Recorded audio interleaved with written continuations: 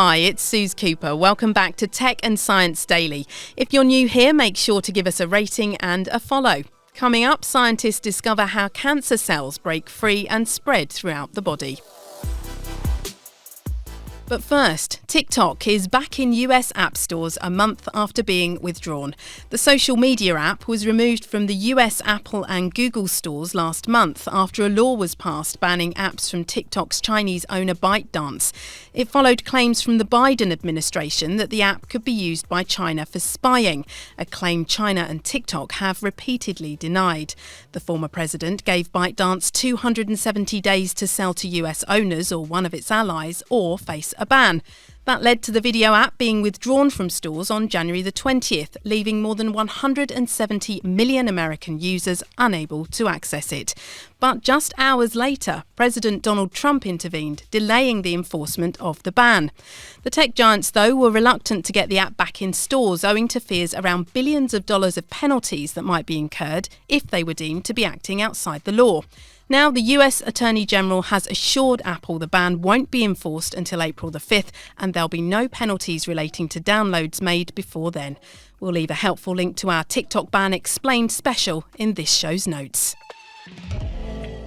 Next, new research has uncovered how cancer cells break free from a tumour and spread throughout the body.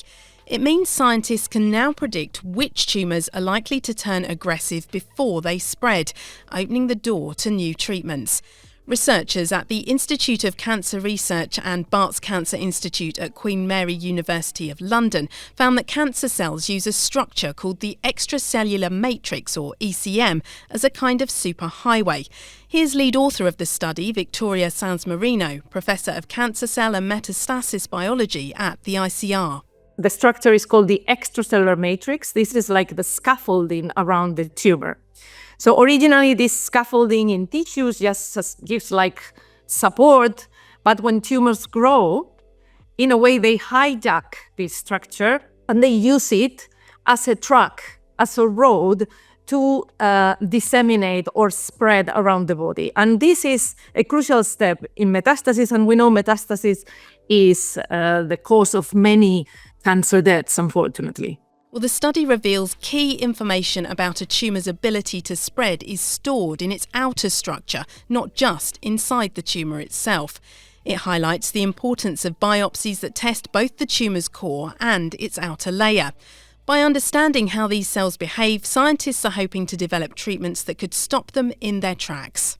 In the future, I would like to keep working with Dr. Oscar Maikes to define how early can we predict this. Ideally, we would like to go as early as stage 2 tumors and be able to define then a tool or a little kit that tells which patients are going to develop this aggressive disease. To conduct the study, researchers examined tumour samples from 99 patients with melanoma and breast cancer.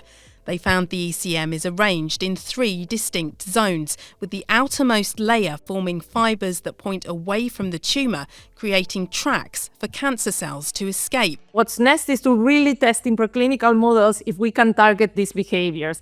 And there is, a very high likelihood of being able to do this, because what we see is that this organization of the matrix is regulated by proteins or enzymes such as lysyl oxidase. And there are inhibitors, there are drugs that target this molecule. They are being tested in other diseases in humans. And also there is some preclinical evidence in cancer that they could work. So this could happen in the next 5 years, that we are able to prove some of the principles we have found in this study.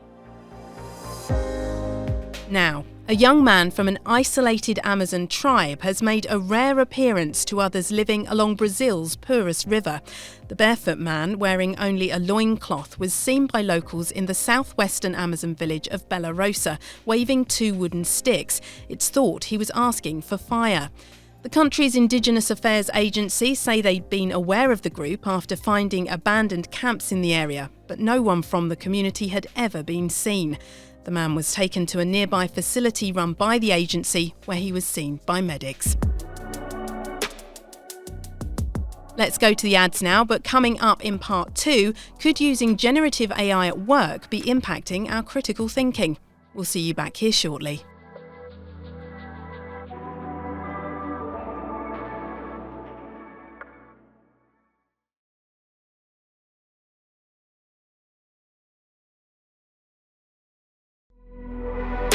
Welcome back. Could using generative AI at work be impacting our critical thinking? A study by Microsoft and Carnegie Mellon University has shown workers relying on generative AI are more likely to use critical thinking to ensure the response is good enough to use than to verify the content of the answer itself. 319 workers were asked to provide 3 examples of times they'd used Gen AI at work for creation, information, or advice. They were also asked about the difference in their confidence when completing tasks using Gen AI compared to doing the same without tech help. It's feared long-term reliance on tools like ChatGPT could have an impact on our ability to problem solve in the long run. Next, a cooling system inspired by elephants' ears could be used to keep tech running on the moon.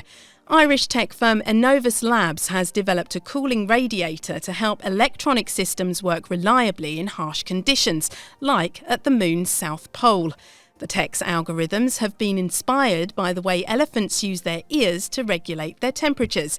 They cool their blood in their ears before it's pumped round the rest of their body to keep themselves cool from within. Clever, eh? Brace yourself and wrap up warm over the coming week. The Met Office says freezing rain is on its way. Here's Met Office meteorologist and presenter Alex Deakin to tell us what it is. It's where basically rain is falling through air that is below freezing. So it's super cooled rain. It stays in its liquid form. It doesn't have time to turn back into snow or refreeze. But what it does do as soon as it hits the surface is it then freezes on impact and it creates an ice rink. It creates thick layers of ice very quickly in very, very slippery conditions. Well, the weight of the ice can be heavy enough to bring down trees and power lines, while roads and pathways become ice rinks. While freezing rain is thought of as a rare weather event, this is the second time this year we've had warnings about it hitting the UK. And finally, 2 tiny patients at London Zoo have been to the dentist as vets teamed up with specialists to fix their teeth.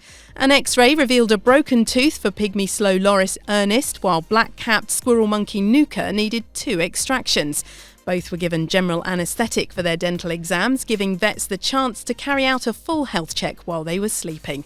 The tiniest of stitches were used on the primates' gums before they were brought round and returned to their keepers. And that's Tech and Science Daily. For all the latest news, head to standard.co.uk. If you enjoyed this episode, please do go give us a rating and a follow.